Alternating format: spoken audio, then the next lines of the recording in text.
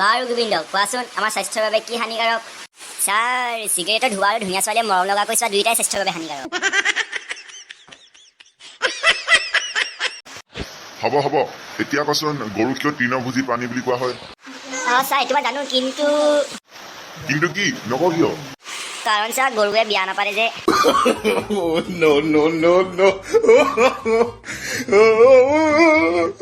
বাৰু তই একোৱে নাজানো এইবাৰ মই তোক সমাৰ্থ শব্দ সুধিম ছাৰ সমাৰ্থ শব্দ মানে কিনো বুৰ্বক সেইটো নাজানো সমাৰ্থ শব্দ মানে হৈছে এটা শব্দ একে অৰ্থ ছাৰ সেইটোতো মই জানো সমাৰ্থ শব্দ বাৰু কচোন তেন্তে ছাৰ নিমখ অবিহনে তৰকাৰী আৰু মেকআপ অবিহনে নাৰী একেই কথা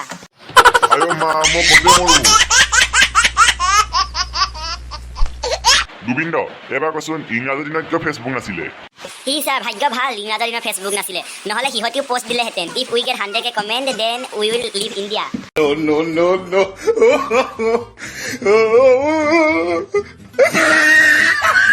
তই এইবাৰ কচোন পৃথিৱীৰ আটাইতকৈ সুন্দৰ বস্তু কি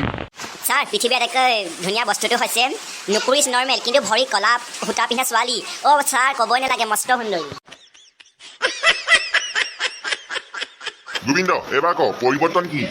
ছাৰ পৰিৱৰ্তন হৈছে আগতে শুনিছিলোঁ অমুকৰ জীয়েক কিন্তু ছাৰ এতিয়া শুনো অমুকৰ বোৱাৰীয়েক অমুকৰ জীয়েক গোবিন্দ এইবাৰ শুদ্ধকে ক পৃথিৱীৰ আটাইতকৈ শক্তিশালী বস্তু কি ছাৰ পৃথিৱীৰ আটাইতকৈ শক্তিশালী বস্তু হৈছে ক্ষীণ ছোৱালী কি কেনেকৈ ছাৰ ক্ষীণ ছোৱালী দেহৰ শক্তি নহ'ব পাৰে কিন্তু মুখখনৰ শক্তি ছাৰ মা কচম মানিব লাগিব